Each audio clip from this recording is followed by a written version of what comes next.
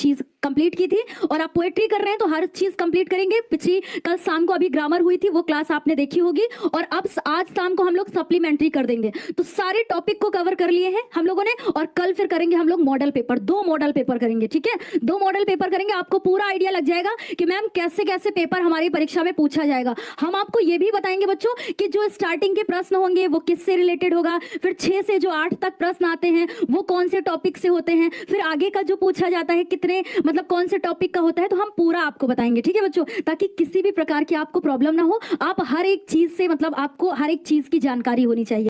ये पोयम है बच्चों डस्ट ऑफ स्नो। एक पोयम के लिखने का तरीका सुनिएगा कि जब भी आप अपनी परीक्षा में लिखेंगे तो कैसे लिखेंगे, dust of snow is a beautiful. आप स्टार्टिंग में ऐसे लिखेंगे, मान लीजिए पोयम लिख दिया कंपोज्ड बाय करके, इसमें नहीं लिखा हुआ है लेकिन मैं बताती हूँ कि आप ऐसे लिखेंगे, the poem dust of snow is composed by Robert Frost, ऐसे लिखा हुआ है। देखिए, dust of snow is a beautiful short poem composed by Robert Frost. जब भी सेंट्रल आइडिया आप लिखिए तो पोयम का नेम ब्लैक पेन से, और जो है आपको जो पोएट है ना, उनका भी ब्लैक पेन से नाम लिखना है। तो जो डस्ट ऑफ स्नो है ये बहुत ही ब्यूटीफुल पोयम, शॉर्ट पोयम है, और किसके द्वारा कंपोज की गई है बच्चों, रॉबर्ट फ्रॉस्ट के द्वारा।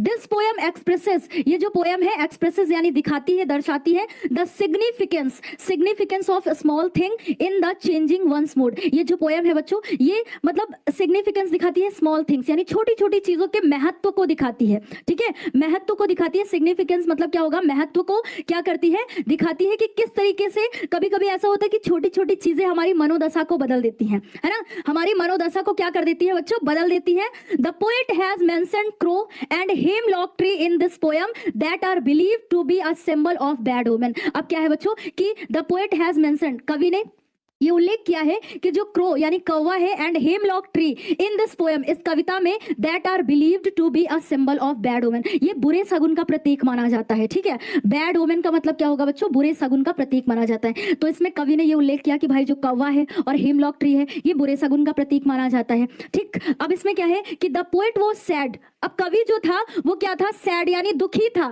ठीक है, दुखी था, एंड क्या था, डिप्रेस्ड मतलब निराश था, ओके। बट लेकिन when the crow shook the hemlock tree, लेकिन जब कौवे ने ना हेमलॉक ट्री को ऐसे करके शूक किया मतलब हिलाया, and snow particle fell on the poet, तो क्या हुआ कि स्नो पार्टिकल मतलब क्या होता है बच्चों, जो बर्फ के छोटे छोटे पार्टिकल्स यानी टुकड़े, वो किसके ऊपर आकर के गिर गए, पोएट के ऊपर आकर के गिर गए, है ना। हिज मूड अपलिफ्ट सडनली, तो उसका मूड जो था वो अचानक से क्या हो गया, अपलिफ्ट हो गया मतलब चेंज हो गया। थ्रू दिस पोयम, इस पोयम के माध्यम से वी गेट अ मैसेज, हमें एक मैसेज मिलता है, दैट की we should hope for the best even worst of situation, कि हमें खराब से खराब स्थिति में भी उम्मीद रखनी चाहिए, है ना, आशा को नहीं खोना चाहिए। तो वही बताया गया है। देखिए हम लोगों ने यहाँ पर ये फर्स्ट पोयम की सेंट्रल आइडिया देखी, डस्ट ऑफ स्नो। अगर आप ये मतलब लैंग्वेज, मैंने आपको बताया कि जितनी भी सेंट्रल आइडिया हम लोग करेंगे बहुत इजी लैंग्वेज होगी बच्चों, तो उनको आप नोट कर सकते हैं। उनमें से आपको मान लीजिए लगता है कि इन 8 में आपको स्किप करेंगे, कुछ तैयार करेंगे, तो जिसकी भी लैंग्वेज आपको लगे, जो आपको लगे कि नहीं ये इजी है, आप तैयार कर सकते हैं बच्चों, ठीक है। और डस्ट सकती है, पूरे 99% चांस बनते हैं भैया कि ये मिल सकती है आपको, ठीक है, तो इंपॉर्टेंट है। चलिए अब नेक्स्ट पोयम की बात कर लेते हैं भाई, fire and ice. Fire and ice भी इंपॉर्टेंट है। अब बोलेंगे मैम क्या आप 10 पोयम है, 10 में से कितनी 8 मैम कराएंगे, 8 इंपॉर्टेंट नहीं, कुछ में हम आपको स्टार लगा के बताएंगे भाई ये इंपॉर्टेंट है।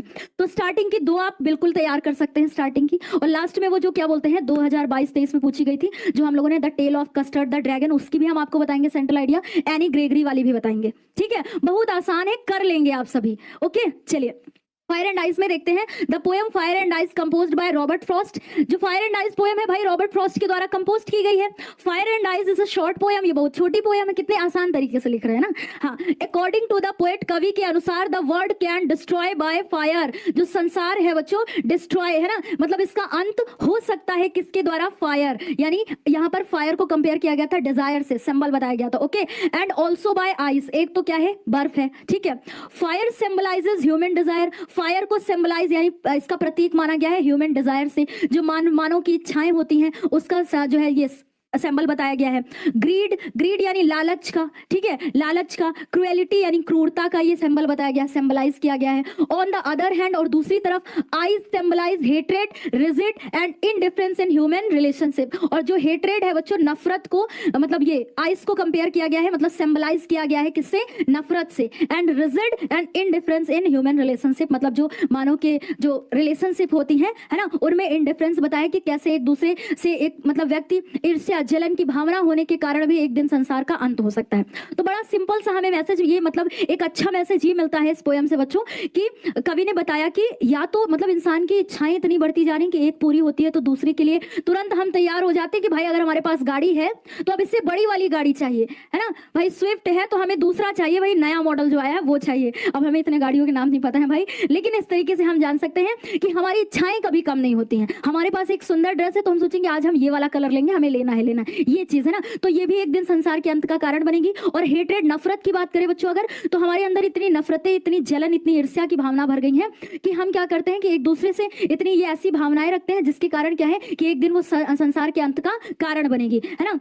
Thus it can destroy twice one by fire. और फिर कवि ऐसे कहता है कि बच्चों अगर, है ना, डिस्ट्रॉय, अगर इस संसार का अंत दो बार में होना हो तो एक हो गया fire and then by ice. अगर दो बार में होना हो कि अगर एक बार फायर से एक बार आइस से, the poet has the view that both fire and ice are equally competent in bringing the word to complete end. मतलब फिर कवि कहता है, कवि क्या कहता है कि दोनों ही बराबर के क्या होंगे, इक्वली कॉम्पिनेंट होंगे, मतलब दोनों के बराबर, दोनों बराबर ही सक्षम होंगे, ठीक है, सक्षम होंगे to bring the world complete end, मतलब संसार का अंत करने में दोनों बराबर ही क्या होंगे, सक्षम होंगे, ठीक है, दोनों बराबर के ही क्या होंगे, भागीदार होंगे, ऐसे भी आप कह सकते हैं।